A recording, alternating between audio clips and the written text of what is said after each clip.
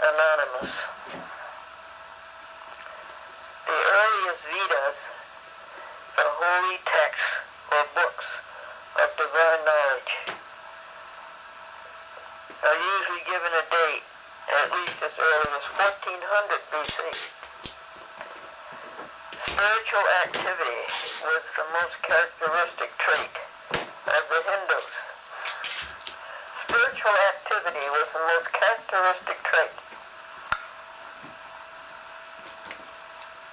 of anybody you know now. Dog and cat stamps. Help the dogs and cats. In your contacts of today, spiritual activity was the most characteristic trait. Page 46. But in relation to the universe, especially the spiritual universe,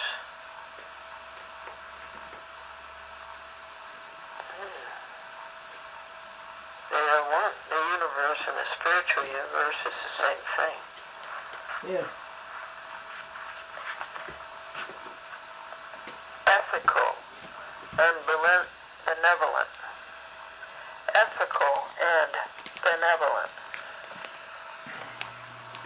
Soul's better preparedness for re-entry into the divine. The sanctity of the common custom of abandoning ordinary living in order to follow the spiritual path toward the absolute, whether as wanderers or as forest hermits. They would preach the superior reality of the inner life and the elusiveness of worldly things. They would teach that spiritual perceptions and the seeming miracle of rising above mortal limitations are possible to all people, and that the absolute or Brahma has its part, or Atman, in every individual. The doctrine is that the Atman, or soul, is the eternal portion of each self. It is the Atman that is to be freed to rise back to God in the mystic experience. The progress of the soul toward the day of final release is dependent upon a person's balance of good and bad works. That is, it is his karma. So long as the final swinging of the balance to the side of good is not accomplished, the soul is subject to transmigration or rebirth in further individual bodies.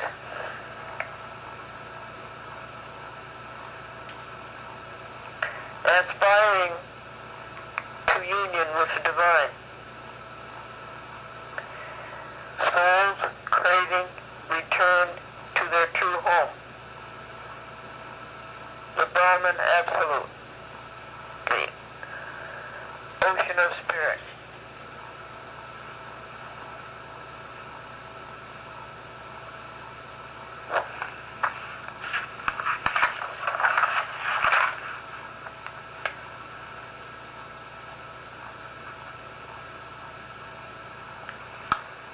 Or as sages grown so wise and pure that they were enabled to lift themselves periodically into realization of the Absolute. End. Page 46.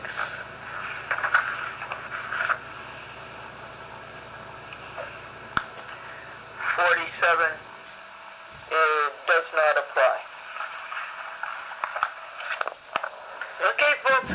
page 48. The world of sickness, the decay of old age, and death.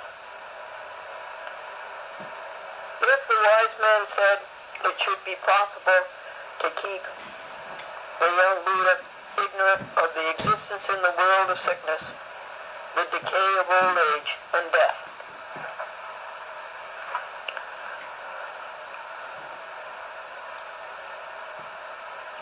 Is this a world that you and I are in? The world of sickness, decay, of old age, and death.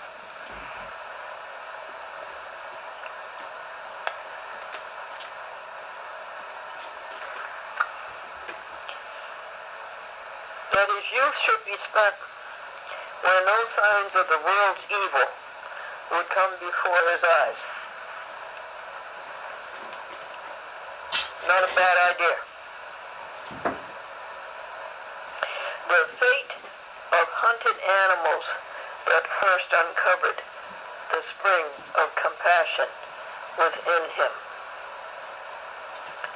He was an athlete and a hunter, and possibly it was the fate of hunted animals that first uncovered the spring of compassion within him. Siddhartha was a given name of the prince. Gautama was the family name. The Buddha is a bestowed title, meaning the enlightened one, or the one who has attained supreme wisdom.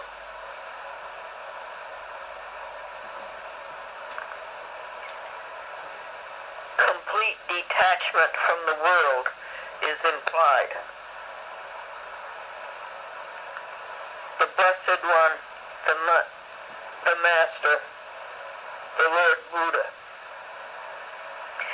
Since other men may attain supreme wisdom.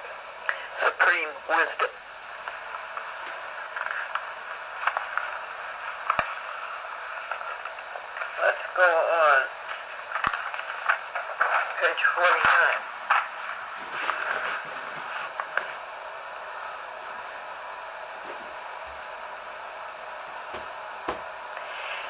The youth was tempted with all the allurements of worldly pleasure.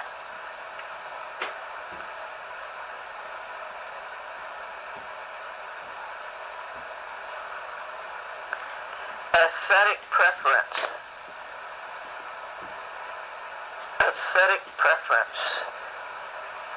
religious interests.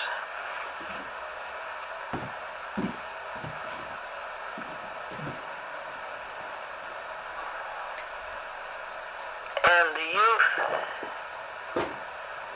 met rival nobles in tests of mind and body. He confounded with his brilliance even the sages who conducted the mental examinations, and he surpassed every rival in wrestling, bowmanship, and other physical accomplishments.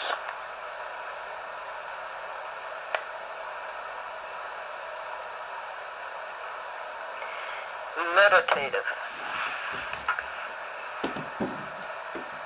He had Solitude stricken of meditation the in the worldly morning pleasures and the set evening. before him, and his tendency to meditation and philosophical speculation increased. The rice fields. Maybe we should eat more rice. Okay, put it on the grocery list. The truth about suffering.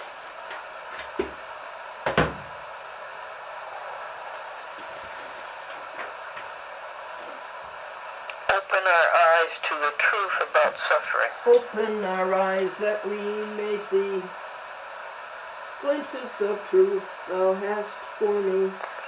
A bent old man with wizened face, hardly able to walk. This is a man in old age. Once he was a babe, then a youth, and a man in full strength and beauty. But now his strength and beauty are gone. withered and wasted. It is the way of life.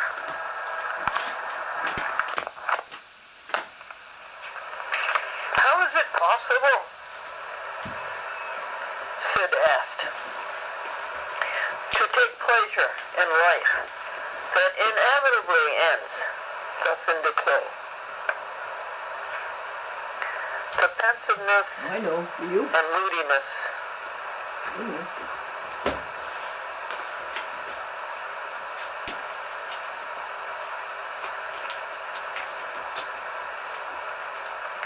Every man is subject to sickness.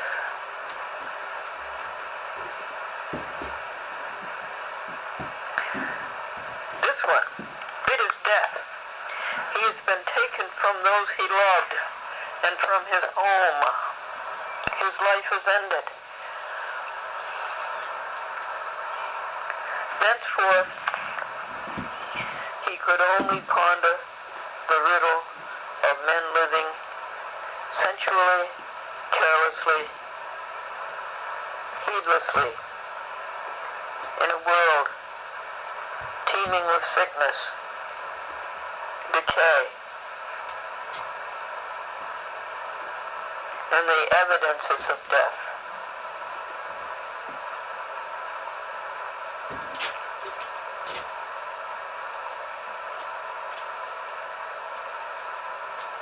I am downcast and miserable, because everywhere I see signs of change and decay.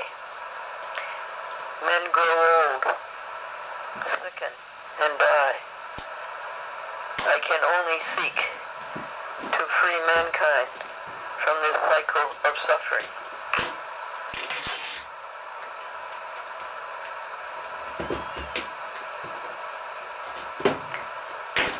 Time of plowing.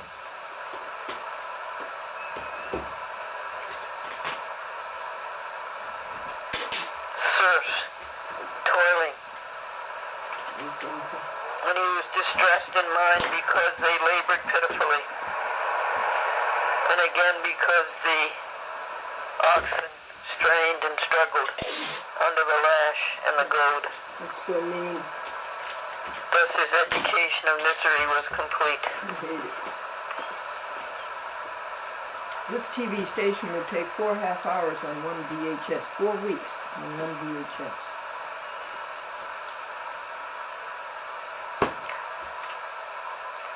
A mendicant, a hermit, monk.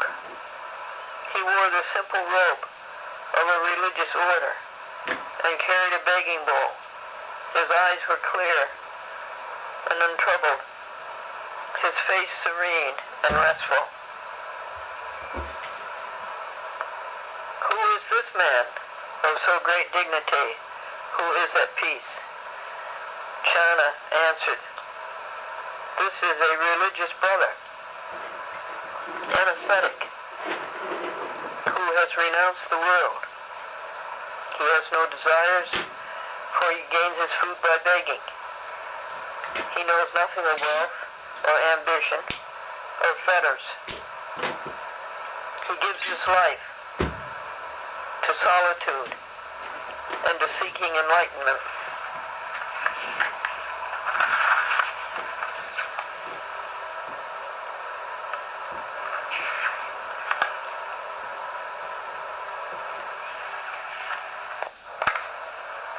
The monk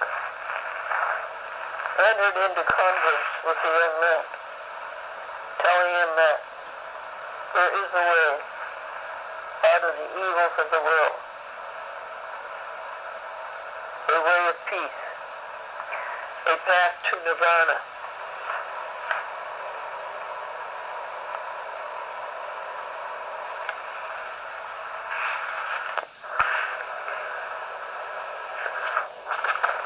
No time can be inopportune for cleansing life and turning to the joy of the Spirit.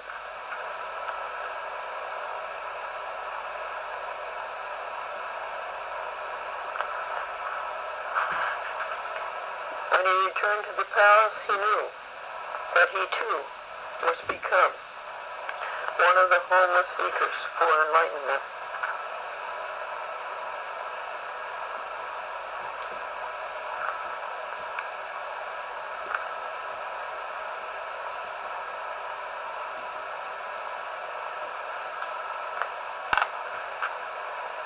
Ignorance and desire and all they represent can be stripped away. Even that mortality can be overcome. It's nothing to sneeze at.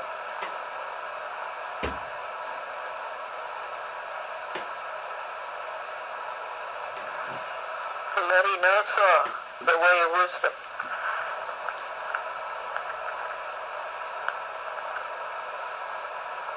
Explained to the king his wish to go forth, free of all fetters, to seek enlightenment upon man's imprisonment to sense.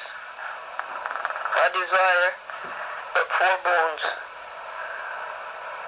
to hold my youthfulness, to be free of sickness, to escape death, and never to know decay. There is a way out of these limitations, these sufferings. I ask your permission to go forth, seeking that way. The king granted permission.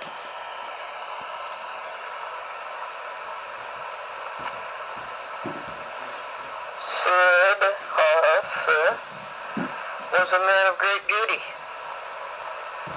princely in bearing, graceful and majestic. I love that, don't you? I love that, and it helps so much. Okay, we have wrapped 5. The first 5. We do these in increments of 5. Now it's time to feed the birds. What do you have to feed them? Usually I feed them pecans or almonds or Brazil nuts, but we're all out of those. I guess we will take some. Let's take some.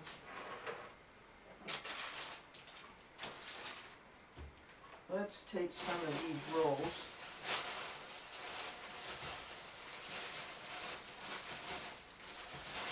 And let's make them peanut butter sandwiches. Want to?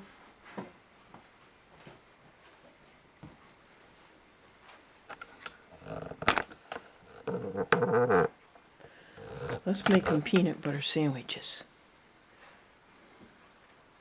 So how things in Highland Park? Are the people nice to you out there?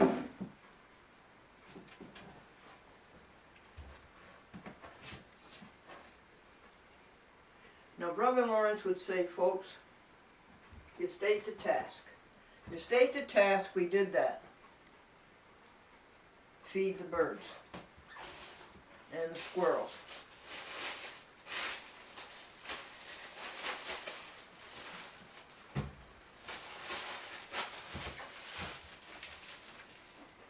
It is your will, God, this is Brother Lawrence I'm quoting. It is your will, God, that this task be done. Throughout it all, I will remain in your presence.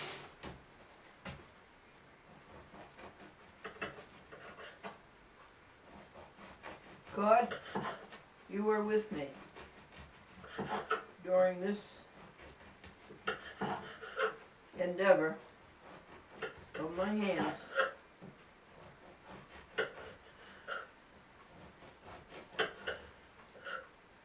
Fill my heart as always.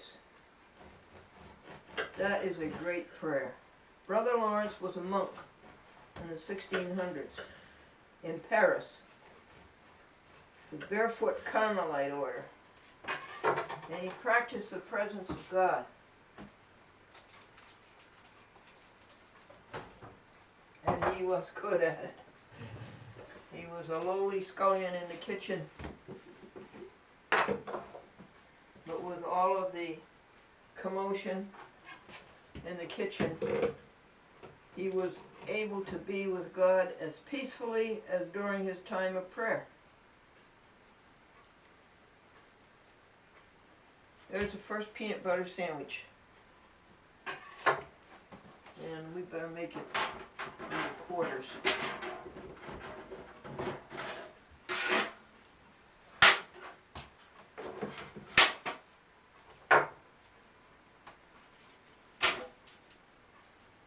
Another prayer of Brother Lawrence, which is so good, folks, and which I think would help you, certainly has helped me, is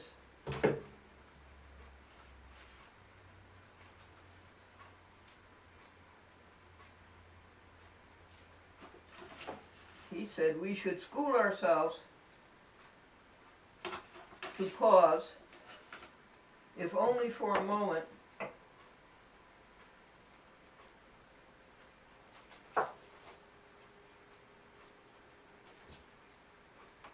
to adore God in the center of our being and to be conscious of the presence of God.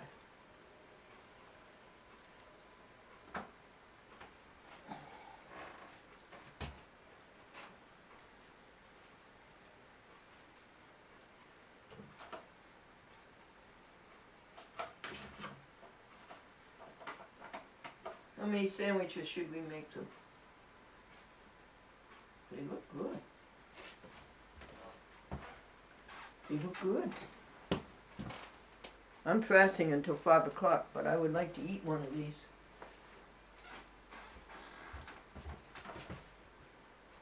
It is a fault, said Brother Lawrence,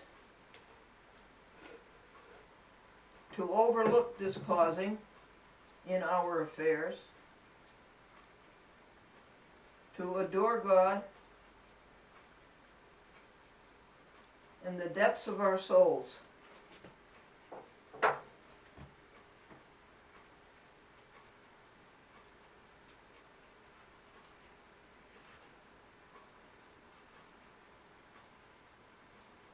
To enjoy renewal through the peace of knowing him. You see how Buddha, who was 500 years before Christ, says the same thing as what Christ says. And you and I are saying it for our generation.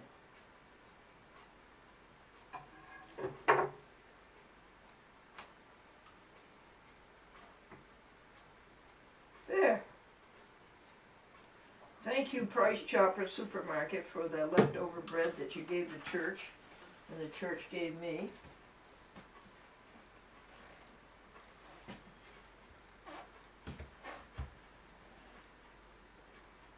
Now we'll go feed it to the birds and the squirrels.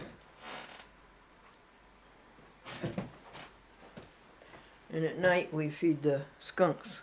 I don't have any more raccoons, they're gone. No more possum.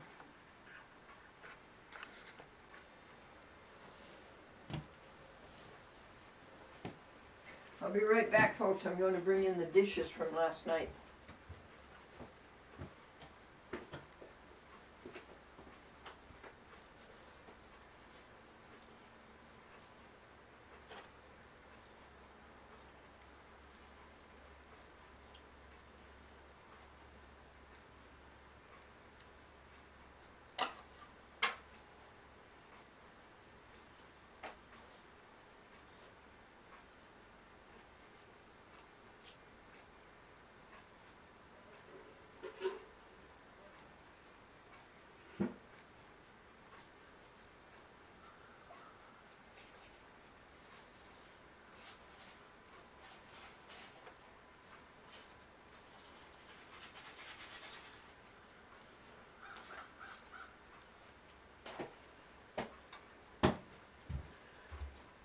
What were they fed last night? The skunks? They're all beautiful. One of them is all white with a black diamond in her back. Look at this. They had last night cream of wheat, and I put in also a cup of bran and cooked it all nicely for him and put International Delight on it. Look at this. Licked clean. 4 dishes.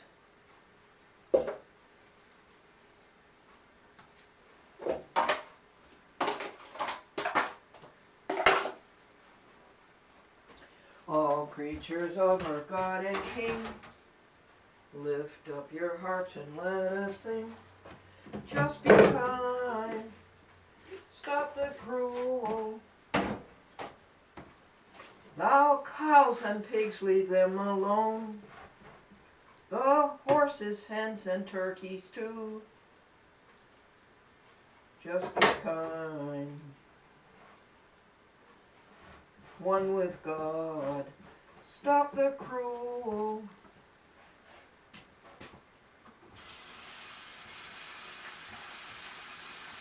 One with God, hallelujah. Help the dogs and help the cats.